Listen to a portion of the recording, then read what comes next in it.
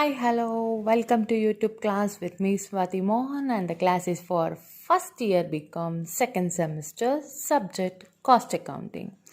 ಇವತ್ತಿನ ಕ್ಲಾಸಲ್ಲಿ ನಾವು ನೆಕ್ಸ್ಟ್ ಪ್ರಾಬ್ಲಮಿಗೆ ಮೂವ್ ಆಗೋಣ. ನೆಕ್ಸ್ಟ್ ಪ್ರಾಬ್ಲಮ್ನ ಕ್ವೆಶನ್ ಬಗ್ಗೆ ಒಂದು ಎಕ್ಸ್ಪ್ಲನೇಷನನ್ನು ಕೊಡ್ತೀನಿ. ಈ ಎಕ್ಸ್ಪ್ಲನೇಷನ್ ತುಂಬ ಸುಲಭ. ಈ ಪ್ರಾಬ್ಲಮ್ಮು ಅಂದರೆ ಒಂದೆರಡು ಮೂರು ಹೊಸ ಅಡ್ಜಸ್ಟ್ಮೆಂಟನ್ನು ಕೇಳಿದ್ದಾರೆ. ರೆಗ್ಯುಲರ್ ಪ್ರಾಬ್ಲಮ್ ಮಾಡ್ತೀವಲ್ಲ ಅದೇ ರೀತಿ ಇಲ್ಲಿ ಪರ್ ಯೂನಿಟ್ ಅನ್ನೋದನ್ನು ಏನೂ ಮಾಡಲ್ಲ. ಬಟ್ ಸಿಂಪಲ್ ಪ್ರಾಬ್ಲಮ್ ಇದು. ಒಂದು ಸಿಂಪಲ್ ಪ್ರಾಬ್ಲಮಲ್ಲಿ ಒಂದೆರಡು ಮೂರು ಅಡ್ಜಸ್ಟ್ಮೆಂಟನ್ನು ಹೊಸ ರೀತಿ ಕೊಟ್ಟಿದ್ದಾರೆ. ಅದೇನು ಅಂತ ನೋಡೋಣ. ಇದಕ್ಕೆ ರಿಲೇಟೆಡ್ ಆಗಿ ಈ ಪ್ರಾಬ್ಲಮಿನ ಎಕ್ಸ್ಪ್ಲನೇಷನ್ ಇವತ್ತು ಮಾಡೋಣ. ಸೊ ಪ್ರಾಬ್ಲಮನ್ನು ಓದ್ತಾ ಹೋಗೋಣ. The following particulars related to a manufacturing concern for the year 2018. ಇಲ್ಲೇನೇನಿದೆ ಪರ್ಟಿಕ್ಯುಲರ್ಸ್, ಇದು ಒಂದು ಮ್ಯಾನುಫ್ಯಾಕ್ಚರಿಂಗ್ ಕನ್ಸರ್ನಿಗೆ ರಿಲೇಟೆಡ್ ಆಗುತ್ತೆ. ಸೊ ಇದರಲ್ಲಿ opening stock of raw materials ಏನಿದೆ ನಿಮಗೆ ಗೊತ್ತೇ ಇದೆ. ಡೈರೆಕ್ಟ್ ಮೆಟೀರಿಯಲ್ಸಲ್ಲಿ opening stock of raw materials ಬರಿತೀರಾ. ಅನ್ಪ್ರಾಡಕ್ಟಿವ್ ವೇಜಸ್ ಅಂದರೆ ಇದೊಂದು ಇಂಡೈರೆಕ್ಟ್ ವೇಜಸ್. ಇದನ್ನು ಫ್ಯಾಕ್ಟ್ರಿಯ ಓವರ್ ಹೆಡ್ಸ್ ಕೆಳಗಡೆಗೆ ಬರಿತೀರಾ 10,000. ನೆಕ್ಸ್ಟ್ ಒಂದು ಪ್ರಾಡಕ್ಟಿವ್ ವೇಜಸ್ ಅಂದರೆ ಅದು direct wages as usual. Purchases of raw materials, ಈ ಓಪನಿಂಗ್ ಸ್ಟಾಕ್ ಆಫ್ ರಾ ಮೆಟೀರಿಯಲ್ಸಿಗೆ ಆ್ಯಡ್ ಪರ್ಚೇಸಸನ್ನು ಮಾಡ್ತೀರಾ. ಇನ್ನು ಸ್ಕ್ರೇಪ್ ಮೆಟೀರಿಯಲ್ಸ್ ಯೂಸ್ಡ್, ಈ ಸ್ಕ್ರೇಪ್ ಮೆಟೀರಿಯಲ್ಸ್ ಯೂಸ್ಡ್ ಅನ್ನೋದೇನಿದೆ ಇದೊಂದು indirect materials. Scrape material sale ಅಂದರೆ ಲೆಸ್ ಮಾಡಬೇಕಾಗುತ್ತೆ. ಸ್ಕ್ರೇಪ್ ಮೆಟೀರಿಯಲ್ ಯೂಸ್ಡ್ ಅನ್ನೋದು ಒಂದು ಇಂಡೈರೆಕ್ಟ್ ಮೆಟೀರಿಯಲ್. ಇದನ್ನು ಫ್ಯಾಕ್ಟ್ರಿಯ ಓವರ್ ಹೆಡ್ಸ್ ಕೆಳಗಡೆಗೆ ಹಾಕೋಬೇಕು. ಮತ್ತು ಓವರ್ ಟೈಮ್ ವರ್ಕ್ ಅನ್ನೋದು ಕೂಡ ಒಂದು ಇಂಡೈರೆಕ್ಟ್ ವೇಜಸ್. OT ಮಾಡ್ತಾರಲ್ಲ, ಓವರ್ ಟೈಮ್ ವರ್ಕ್ ಮಾಡ್ತಾರಲ್ಲ ವರ್ಕರ್ಸು. ಸೊ ಅಂತಹ ಓವರ್ ಟೈಮ್ ವರ್ಕ್ ಮಾಡೋ ಸೆಕ್ಯೂರಿಟಿ ಗಾರ್ಡು, ಫೋರ್ಮ್ಯಾನು, ಇನ್ಸ್ಪೆಕ್ಟರ್, ಇದೊಂದು ಇಂಡೈರೆಕ್ಟ್ ವೇಜಸ್. ಇಂಡೈರೆಕ್ಟ್ ವೇಜಸ್ಸನ್ನು ಇದೊಂದು ಹೊಸದಲ್ವಾ, ನಿಮಗೆ ಗೊತ್ತಿರಲಿಲ್ಲ ಅಲ್ವಾ ನಮ್ಮ ಕಾಸ್ಟ್ ಅಕೌಂಟಿಂಗಲ್ಲಿ. So overtime indirect wages, ಇದನ್ನು ಫ್ಯಾಕ್ಟ್ರಿಯ ಓವರ್ ಹೆಡ್ಸ್ ಕೆಳಗಡೆಗೆ ಹಾಕೋಬೇಕು. ನಂತರ ಸ್ಟೋರ್ಸ್ ಯೂಸ್ಡ್ ಅನ್ನೋದು ಕೂಡ ಫ್ಯಾಕ್ಟ್ರಿಯ ಓವರ್ ಹೆಡ್ಸ್ ಕೆಳಗಡೆಗೆ ಹಾಕೋಬೇಕು. ಲೂಸ್ ಟೂಲ್ಸ್ ಯೂಸ್ಡ್ನು ಫ್ಯಾಕ್ಟ್ರಿಯ ಓವರ್ ಹೆಡ್ಸ್ ಕೆಳಗಡೆಗೆ ಹಾಕೋಬೇಕು. ಅಡ್ವರ್ಟೈಸ್ಮೆಂಟನ್ನು selling and distribution overheads ಕೆಳಗಡೆಗೆ ಹಾಕೊತೀವಿ. ಆಮೇಲೆ ಡಿಸ್ಕೌಂಟ್ ಅಲೌಡ್ ಅನ್ನೋದು selling and distribution overheads ಕೆಳಗಡೆಗೆ ಬರುತ್ತೆ. ಡಿಸ್ಕೌಂಟ್ ಅನ್ನೋದನ್ನು ಗೂಡ್ಸ್ ಸೇಲ್ ಮಾಡಿದಾಗ ಕೆಲವು ಕಸ್ಟಮರ್ಸಿಗೆ ಡಿಸ್ಕೌಂಟ್ ಕೊಡಬೇಕಾಗುತ್ತೆ. ಪ್ರಾಡಕ್ಟ್ ಇಂಟ್ರಡ್ಯೂಸ್ ಮಾಡಿದಾಗ ಡಿಸ್ಕೌಂಟ್ ಕೊಡೋ ಅಂಥದ್ದು. Closing stock of raw materials ಬಂದಿದೆ. Closing stock of raw materials ಅನ್ನೋದು ಇಲ್ಲಿ ರಾ ಮೆಟೀರಿಯಲ್ಸಿಗೆ ಆ್ಯಡ್ ಪರ್ಚೇಸಸ್ ಮಾಡಿ ಇದನ್ನು ಲೆಸ್ ಮಾಡಬೇಕು. ಕ್ಯಾರೇಜ್ ಇನ್ವರ್ಟ್ಸು ಇದೆ. ಕ್ಯಾರೇಜ್ ಇನ್ವರ್ಟ್ಸಲ್ಲಿ ಪರ್ಚೇಸಸನ್ನು ಓಪನಿಂಗ್ ಸ್ಟಾಕಲ್ಲಿ ಪರ್ಚೇಸಸನ್ನು ಆ್ಯಡ್ ಮಾಡಿ, ಕ್ಯಾರೇಜ್ ಇನ್ವರ್ಟ್ಸನ್ನು ಆ್ಯಡ್ ಮಾಡಿ, ಕ್ಲೋಸಿಂಗ್ ಸ್ಟಾಕ್ ಆಫ್ ರಾ ಮೆಟೀರಿಯಲ್ಸ್ನ ಮಾಡಿದಾಗ ಡೈರೆಕ್ಟ್ ಮೆಟೀರಿಯಲ್ಸ್ ಅಮೌಂಟ್ ನಮಗೆ ಸಿಗುತ್ತೆ. ಇನ್ನು ಡಿಪ್ರಿಸಿಯೇಷನ್ ಅನ್ನೋದು ನಮಗೇನೂ ಇದ್ರ ಬಗ್ಗೆ ಕೊಟ್ಟಿಲ್ಲ. Insurance of office, insurance of factory ಅಂತ ಕೊಟ್ಟರೆ ಆವಾಗ ನಾವು ಬೇರೆ ಬೇರೆ ಬರಿಬೋದು. Depreciation of office, depreciation of factory ಅಂತ ಬೇರೆ ಬೇರೆ ಕೊಟ್ಟರೆ ಆವಾಗ ಬೇರೆ ಬೇರೆ ಬರಿಬೋದು. ಇಲ್ಲಿ ಬರೀ ಡಿಪ್ರಿಸಿಯೇಷನ್, ಬರೀ ಇನ್ಶೂರೆನ್ಸ್ ಅಂತ ಕೊಟ್ಟಾಗ ನಾವು ಯೂಶ್ವಲ್ ಆಗಿ ಅದನ್ನು ಫ್ಯಾಕ್ಟ್ರಿಯ ಓವರ್ ಹೆಡ್ಸ್ ಕೆಳಗಡೆಗೆ ಹಾಕ್ಕೊತೀವಿ. ಗೊತ್ತಾಯ್ತಾ ನಾನು ಏನು ಹೇಳಿದ್ದು? Next bank interest. ಈ ಬ್ಯಾಂಕ್ ಇಂಟ್ರೆಸ್ಟನ್ನು ಯೂಶ್ವಲ್ ಆಗಿ ಬ್ಯಾಂಕಿಂಗ್ ಟ್ರಾನ್ಸಾಕ್ಷನ್ಸನ್ನು ಆಫೀಸಿಗೆ ರಿಲೇಟೆಡ್ ಮಾಡ್ತೀವಿ. ಆಫೀಸ್ ಓವರ್ ಹೆಡ್ಸ್ ಕೆಳಗೆ ಹಾಕ್ಕೊತೀವಿ. ನೆಕ್ಸ್ಟು ಡಿವಿಡೆಂಟ್ ಅನ್ನೋದು ನಾನ್ ಕಾಸ್ಟ್ ಎಕ್ಸ್ಪೆನ್ಸಸ್ಸು. ಸೊ ಆ ನಾನ್ ಕಾಸ್ಟ್ ಎಕ್ಸ್ಪೆನ್ಸಸ್ಸನ್ನು ನಾವು ಕಾಸ್ಟ್ ಶೀಟಲ್ಲಿ ಕನ್ಸಿಡರೇಷನ್ಗೆ ತೊಗೊಳ್ಳಲ್ಲ, ಇದನ್ನು ಇಲ್ಲಿಗೆ ಬಿಡ್ತೀವಿ. ನಿನ್ನೆ ಕ್ಲಾಸಲ್ಲಿ ಸೇಲ್ಸ್ ಟ್ಯಾಕ್ಸ್ ಕೂಡ ಮಾಡಿದ್ದೆ, ಪ್ರಾವಿಷನ್ ಫಾರ್ ಬ್ಯಾಡ್ ಡೆಟ್ಸ್ ಕೂಡ ಮಾಡಿದ್ದೆ. ಅದನ್ನು ನಾವೆಲ್ಲೂ ಕಾಸ್ಟ್ ಶೀಟಲ್ಲಿ ಆ್ಯಡ್ ಮಾಡಿಲ್ಲ, ನೀವು ಅಬ್ಸರ್ವ್ ಮಾಡಿದರೆ. ಬಟ್ ನಾನು ಅದ್ರ ಬಗ್ಗೆ ಹೇಳಲಿಲ್ಲ. ನೀವು ಯಾರನ್ನ ಕೇಳ್ತೀರಾ ಅಂತ, ಯಾರೂ ಕೇಳದೇ ಇರೋ ಕಾರಣ ಹೇಳ್ತೀನಿ ಕೇಳಿ. ನಿನ್ನೆ ಕ್ಲಾಸಲ್ಲಿ ಸೇಲ್ಸ್ ಟ್ಯಾಕ್ಸು ಮತ್ತು ಪ್ರಾವಿಷನ್ ಫಾರ್ ಬ್ಯಾಡ್ ಡೆಟ್ಸಿನ ಪ್ರಾಬ್ಲಮಲ್ಲಿ ಇದೆರಡು ಅಡ್ಜಸ್ಟ್ಮೆಂಟ್ ಇತ್ತು. ಈ ಅಡ್ಜಸ್ಟ್ಮೆಂಟನ್ನು ನಾನ್ ಕಾಸ್ಟ್ ಎಕ್ಸ್ಪೆನ್ಸಸ್ ಅಂತ ಅದನ್ನು ಎಕ್ಸ್ಕ್ಲೂಡ್ ಮಾಡಿದ್ವಿ, ಕಾಸ್ಟ್ ಶೀಟಲ್ಲಿ ಇನ್ಕ್ಲೂಡ್ ಮಾಡಿರಲಿಲ್ಲ. ಮತ್ತು ಇನ್ಸ್ಪೆಕ್ಷನ್ ಫೀಸ್ ಅನ್ನೋದು ಕೂಡ ಫ್ಯಾಕ್ಟ್ರಿಯ ಓವರ್ ಹೆಡ್ಸ್ ಕೆಳಗಡೆಗೆ ಬರುತ್ತೆ. ಇನ್ನು ಪೋಸ್ಟೇಜ್ ಅನ್ನೋ ಅಂಥದ್ದೆಲ್ಲನೂ ನಾವು ಆಫೀಸ್ ಓವರ್ ಹೆಡ್ಸ್ ಕೆಳಗಡೆಗೆ ಹಾಕೋಬೇಕು. ಟೆಕ್ನಿಕಲ್ ಡೈರೆಕ್ಟರ್ಸ್ ಫೀ ಎಲ್ಲನೂ ಎಲ್ಲಿ ಬರುತ್ತೆ ಹೇಳಿ ನೋಡೋಣ. ಫ್ಯಾಕ್ಟ್ರಿಯ ಓವರ್ ಹೆಡ್ಸ್ ಕೆಳಗಡೆಗೆ ಹಾಕ್ಕೋಬೇಕು. ಮ್ಯಾನೇಜರ್ ಸ್ಯಾಲರಿ, ಸೊ ಇಲ್ಲಿ ಮ್ಯಾನೇಜರ್ ಸ್ಯಾಲರಿ ಅಂತ ಕೊಟ್ಟಿರೋದನ್ನು ನಾವು ಆಫೀಸ್ ಓವರ್ ಹೆಡ್ಸ್ ಕೆಳಗೆ ಹಾಕ್ಕೊತೀವಿ. ಸೂಪರ್ವಿಷನ್ ಎಕ್ಸ್ಪೆನ್ಸಸ್ ಎಲ್ಲ ನಮಗೆ ಫ್ಯಾಕ್ಟ್ರಿಯ ಓವರ್ ಹೆಡ್ಸ್ ಕೆಳಗಡೆಗೆ ಬರುತ್ತೆ.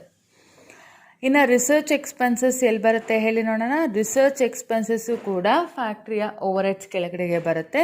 ಇನ್ನು ಗುಡ್ ವಿಲ್ ರಿಟರ್ನ್ ಆಫ್ ಎಲ್ಲಿ ಬರುತ್ತೆ ಅಂತ ಯಾರಿಗಾದರೂ ಐಡಿಯಾ ಇದೆಯಾ?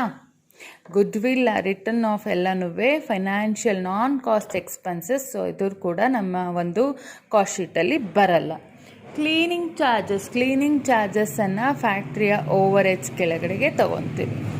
ಸಬ್ಸ್ಕ್ರಿಪ್ಷನ್ ಆಫ್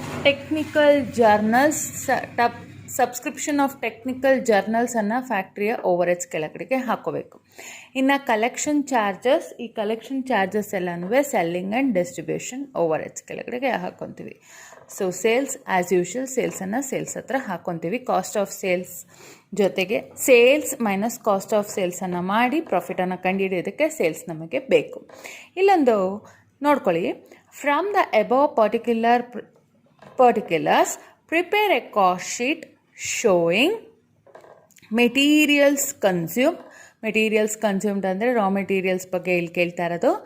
ಪ್ರೈಮ್ ಕಾಸ್ಟಿಗೆ ರಾ ಮೆಟೀರಿಯಲ್ಸ್, ಡೈರೆಕ್ಟ್ ವೇಜಸ್ ಮತ್ತು ಮಾಡಿದ್ರೆ ಪ್ರೈಮ್ ಕಾಸ್ಟ್ ಬರುತ್ತೆ.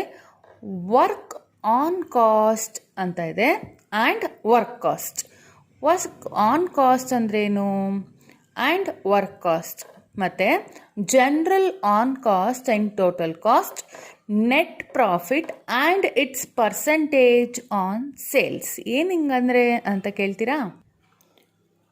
ವರ್ಕ್ ಆನ್ ಕಾಸ್ಟ್ ಅಂದರೆ ದೊಡ್ಡ ಹೊಸದೇನಲ್ಲ.